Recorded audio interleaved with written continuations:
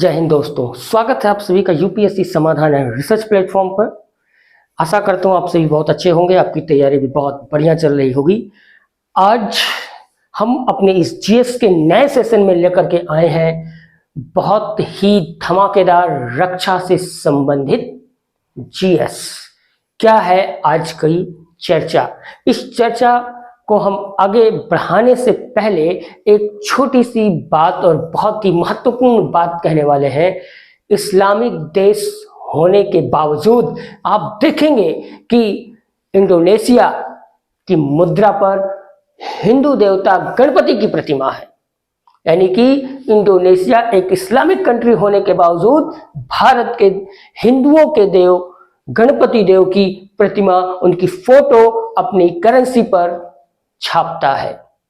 आप समझ गए होंगे मैं कहने क्या चाहता हूं कि मेरा इस बात को कहने का क्या तात्पर्य है। भारत की स्थिति को देखिए और इंडोनेशिया जो पूरी तरीके से एक इस्लामिक स्टेट है या इस्लामिक कंट्री है, आप वहां पर नजर डालिए उसकी मुद्रा पर और आपको समझ में आएगा क्यों।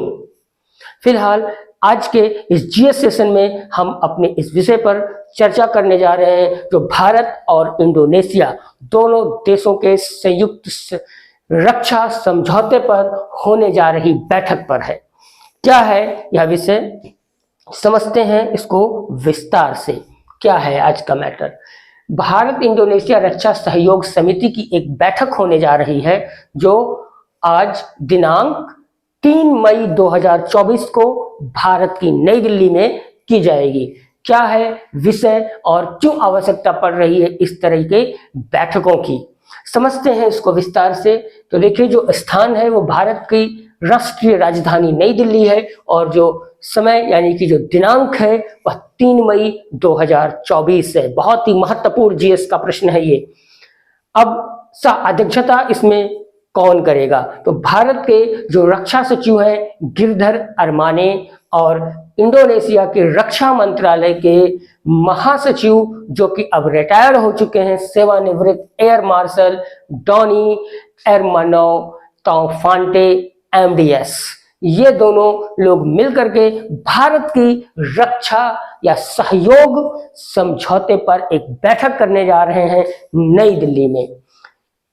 आगे हमारा जो विषय है वह इस बैठक का जो मुख्य बिंदु होगा, जो केंद्र बिंदु होगा, वो विषय होगा, वह क्या होगा समझते हैं। इसमें साझा जो हित है यानी दोनों देशों के जो हित हैं रक्षा से संबंधित, उस पर क्षेत्रीय स्तर और वैश्विक दोनों मुद्दों पर विचार किया जाएगा। यानी कि इंडोनेशिया की सुरक्षा से संबंधित क्या मुद्दा है, भारत देश की सुरक्षा से संबंधित क्या मुद्दा है, और इन दोनों देशों को संयुक्त रूप में देखते हुए वैश्विक स्तर पर क्या मुद्दा बनता है, इस पर पूरी तरीके से विस्तार में चर्चा करेंगे। और ये जो इंडोनेशिया के रक्षा मंत्रालय के जो महासचिव हैं ये भारत में 4 मई तक रहेंगे। 2 मई को वो भारत नई दिल्ली में आ चुके हैं। समझ रहे हैं आप कि कितना महत्वपूर्ण सहयोग समझौते पर बैठक होने जा रही है। और ये आज की बैठक नहीं, यह 7वीं बैठक है। याद रखिएगा, बहुत ही महत्वपूर्ण प्रश्न है ये जीएस का कि इंडोनेशिया और भारत के बीच जो रक्षा सहयोग समिति की बैठक 3 मई 2024 को की गई वह कौन सी बैठक थी? तो यह इसका जो उत्तर है, इसका जवाब है, वो थी 7वीं बैठक। याद रखिएगा, ये 2018 में शुरुआत की गई थी और 2024 में यह 7वीं बैठक होगी। अब इसके साथ साथ जो दिल्ली और पुणे में रक्षा उद्योग है उस पर भी भारत और इंडोनेशिया के महासचिव चर्चा करेंगे कि वह क्यों आवश्यक है और उनके उस पर चर्चा करके उसको कितना हद तक मजबूत और कितना एक दूसरे के लिए सहयोगी बनाया जा सकता है। आगे भारत और इंडोनेशिया की जो मैत्री संबंध है ये 2018 में एक व्यापक रणनीतिक साझेदारी के स्तर तक बढ़ाया गया था। क्यों बढ़ाया गया था? क्योंकि भारत अपने पड़ोसी देशों से अपने संबंधों को, अपने रिश्तों को मजबूत करके रखना चाहता है। क्योंकि भारत जानता है कि चीन लगातार भारत को घेरने की कोशिश कर रहा है। पाकिस्तान जो कि भारत का ही एक हिस्सा रहा है, भारत से ही निकल करके एक नए राष्ट्र के रूप में आकर बनकर अपने अस्तित्व में आकर के लगातार भारत के अस्तित्व को चुनौती देता आ रहा है। इसके साथ साथ जो अन्य भारत के पड़ोसी देश हैं वे लगातार चाइना के बहकावे में आते जा रहे हैं, कभी नेपाल, कभी श्रीलंका, कभी मालदीव तो कभी कोई और देश। इसलिए यह जरूरी है कि इंडोनेशिया के साथ भारत के समझौतों को, जो समझौता सहयोग से संबंधित जो रिश्ते हैं उन पर सुधार किया जाना चाहिए। यह एक वैश्विक कूटनीतिक संबंध के अंतर्गत आता है। अब रक्षा संबंध की जो बढ़ती हुई ये साझेदारी है, यह बहुत ही महत्वपूर्ण है। भारत के रक्षा मंत्रालय इस बात पर बार बार टिप्पणी कर रहा है कि ये दोनों देशों के बीच में जो होने वाली संयुक्त रक्षा सहयोग समिति की बैठक है, यह बहुत ही महत्वपूर्ण स्तंभ का काम करेगा भारत और इंडोनेशिया के बीच में। क्यों करेगा? क्योंकि ये यहाँ पर सिर्फ ये दोनों देश एक दूसरे के रक्षा में ही सहयोग नहीं करेंगे, अन्य बहुत सारे हितों में भी ये जो है सहयोग देंगे। वह सहयोग किस प्रकार से होगा? वह सहयोग होगा रक्षा उद्योग को लेकर के, वह सहयोग होगा विज्ञान को लेकर के, वह सहयोग होगा प्रौद्योगिकी को लेकर के, और इसके साथ साथ जो अन्य और भी संबंध या और भी सहयोग दे करके एक दूसरे के साथ संबंधों को मजबूत बनाया जा सकता है, वह सभी सहयोग भारत और इंडोनेशिया एक दूसरे के साथ पूरी तरीके से साझा करेंगे। आगे समझते हैं इसको और अधिक विस्तार से। इन दोनों देशों की जो रक्षा गतिविधियां हैं वह अलग अलग हुई हैं। ये बिल्कुल तथ्यपूर्ण है कि समय के अनुसार चीजें बदलती हैं, और भारत की भी जो रक्षा या जो भारत की युद्ध नीति रही है वह भी बदलती आई है, और जो इंडोनेशिया की युद्ध नीति है वह भी लगातार बदलती रही है। ये जरूरी भी है, समय तकनीकी को देखते हुए बदलाव बहुत आवश्यक होता है। तो विविधताएं आई हैं दोनों देशों की रक्षा पद्धतियों में, और इसके साथ साथ जो इनमें जो रक्षा सेवाओं हैं उनके बीच में यह समझौता किया जाएगा। ये बहुत ही व्यापक स्तर पर होगा, और इस जो है बैठक को संपन्न करने का जो मकसद है वो मकसद भी ये है कि सैन्य आदान प्रदान को मजबूत किया जाए। यानी अगर कभी भारत को किसी प्रकार की सैन्य मदद की आवश्यकता होती है तो उसमें इंडोनेशिया बढ़ चढ़ करके हिस्सा ले, और कभी अगर इंडोनेशिया को किसी प्रकार की रक्षा सहयोग की आवश्यकता होती है या सैन्य आवश्यकता होती है तो भारत भी उसमें पूरी तरीके से सहयोग में बना रहे। इसमें इसके साथ साथ जो उच्च स्तरीय दौरे हैं, उच्च स्तरीय दौरे का मतलब ये कि जो ऑफिशियल हाई रैंकिंग दौरे होते हैं, यानी कि जो दोनों देशों के राष्ट्रपति, प्रधानमंत्री या रक्षा सचिव या वहां के राजनयिक या विदेश मंत्रियों के से संबंधित जो दौरे किए जाते हैं उन्हें उच्च स्तरीय दौरे कहे जाते हैं। इसके साथ साथ क्षमता निर्माण एवं प्रशिक्षण कार्यक्रम, यानी कि दोनों देशों की सेनाओं की क्षमताओं को विकसित किया जाए, उनको और अधिक विस्तार दिया जाए, और इसके साथ साथ ट्रेनिंग दिया जाए, यानी कि प्रशिक्षण कार्यक्रम चलाया जाए, ताकि दोनों देशें एक दूसरे की युद्ध नीतियों को और युद्ध कौशल को समझ सकें। भारत इंडोनेशिया के युद्ध कौशल को समझ सके और इंडोनेशिया भारत के युद्ध कौशल को समझ सके। इसलिए आवश्यक है कि इन दोनों देशों के बीच में इस प्रकार की सहयोग समिति की बैठक की जाए। आगे दूसरी बात जो है, इसके साथ साथ क्या है कि जो संयुक्त राष्ट्र शांति है उसमें स्थापना की जाए, यानी कि जो संयुक्त राष्ट्र जो उच्च स्तर पर जो ग्लोबल पीस है, वैश्विक स्तर पर जो शांति की स्थापना करने के लिए संयुक्त राष्ट्र कार्य कर रहा है, उसमें भी ये दोनों देश मिलकर के बराबर का सहयोग प्रदान करें। यानी कि कभी इन दोनों देशों के बीच में किसी प्रकार का कोई मनमुटाव या कोई सामरिक हलचल नहीं देखनी चाहिए।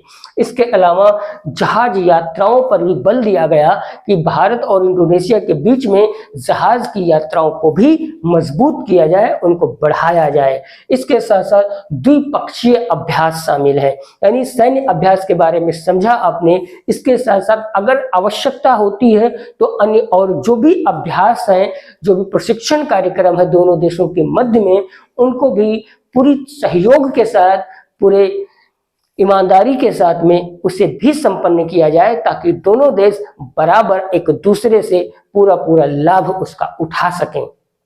इसके अलावा भारत और इंडोनेशिया के बीच में 2001 में यह एक समझौता पर हस्ताक्षर किया गया था, यानी कि इन दोनों देशों ने 2001 में एक समझौता किया और उस समझौते के अंतर्गत इन सभी नीतियों को रखा गया, जैसा कि हम आपसे चर्चा कर रहे हैं।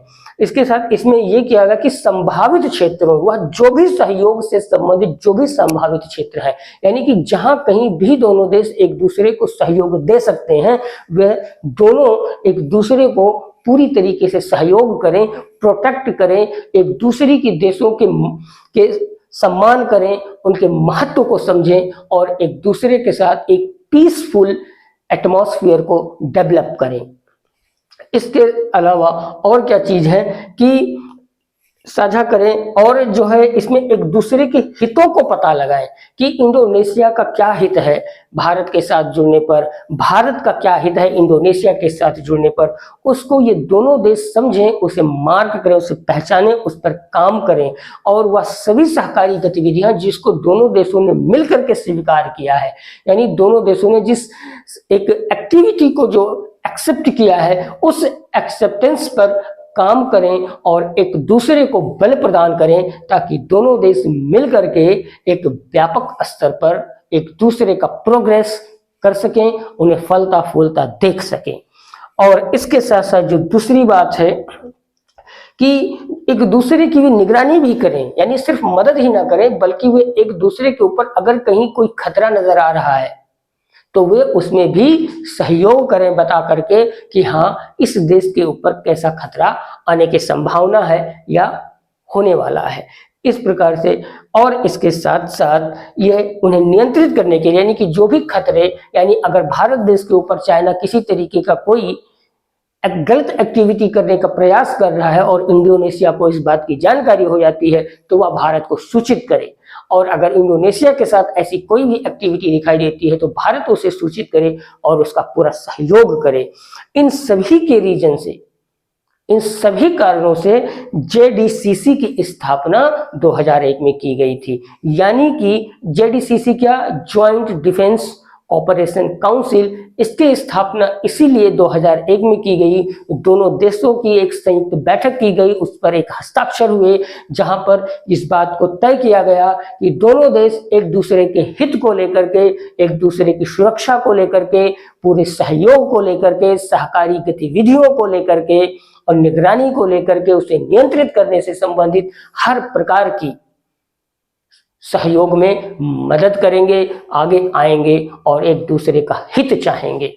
तो इस प्रकार ये जो पूरा हमारा जो दोनों देशों की सहयोग समिति की जो बैठक होने जा रही है आज के डेट में, यानी कि 3 मई 2024 नई दिल्ली 7वीं बैठक। याद रखिएगा जीएस का इंपॉर्टेंट क्वेश्चन, इसमें अगुवाई करने वाले वह दोनों व्यक्तियों के नाम, भारत की तरफ से भारत के रक्षा सचिव गिरधर अरमाने और इंडोनेशिया के रक्षा मंत्रालय के महासचिव एयर मार्शल डॉनी एरमावन तफांटे MDS। ये बहुत ही महत्वपूर्ण प्रश्न है आने वाले जीएस के इस एग्जाम के लिए। जीएस की तरफ से आप इसे ध्यान रखें, परीक्षा की तैयारी करें, आप परीक्षा में सफल होंगे, हमारी शुभकामनाएं हैं। तब तक के लिए हम आपसे विदा होते हैं, अगले सेशन की तैयारी करिए, फिर मिलते हैं। तब तक आप व्यस्त रहें, मस्त रहें, अपनी पढ़ाई को जारी रखें। फिर मिलेंगे दोस्तों, जय हिंद।